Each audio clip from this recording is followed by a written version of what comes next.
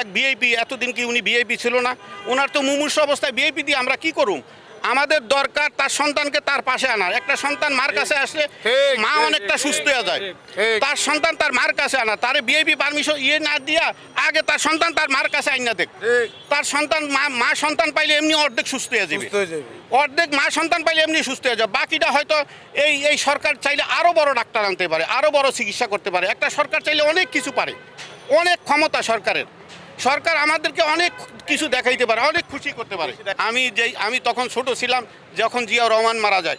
আমি 3 দিন পর্যন্ত আমার খাবার ছিল না। কেন আমি এরকম তাকে ভালোবাসতাম এটা আল্লাহ জানে, আমি নিজেও তখন জানতাম না।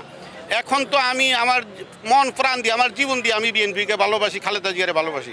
আমি যদি যতদিন বাচ্চা থাকি এই দেশে কোনো দলের কোনো নেতৃত্বে যাব না।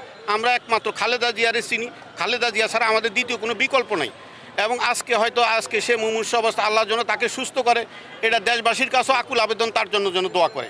আমাদের আর বর্তমান সরকারের কাছে আবেদন, তার জন্য সুচিকিৎসার ব্যবস্থা করে এবং তার সন্তানকে তার কাছে ফিরিয়ে আনার ব্যবস্থা করে।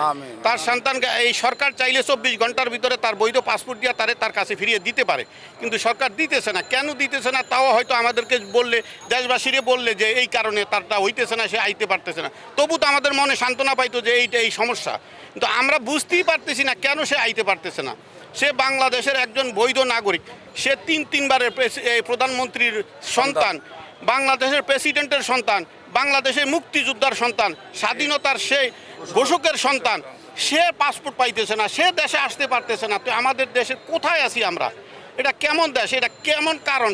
কি কারণ? এটা দেশবাসী জানে না, আমরা জানি না। আমাদের মনে জানার ইচ্ছা, কেন এই সমস্যা, কোথায় এই সমস্যা? তারেক জিয়ার মতো মানুষ কেন আসতে পারতেছে না? এই সমস্যাটা কোন জায়গায়? এই দেশবাসী তো সেটা বলতেছে না। দেশবাসীর কাছে এই আমাদের প্রধান উপদেষ্টা, এরা তো অবশ্যই জানে, এরা দেশ চালায়, এরা তো অবশ্যই জানে সমস্যাটা কোন জায়গায়, কিন্তু কেউ বলতেছে না সমস্যা কোন জায়গায়। আজকে আমরা জানতে চাই আমাদের প্রধান উপদেষ্টার কাছে এই সমস্যাটা কি, সে কেন সে আসতে পারছে। এই দেশের 18 কোটি মানুষ জানতে চায়।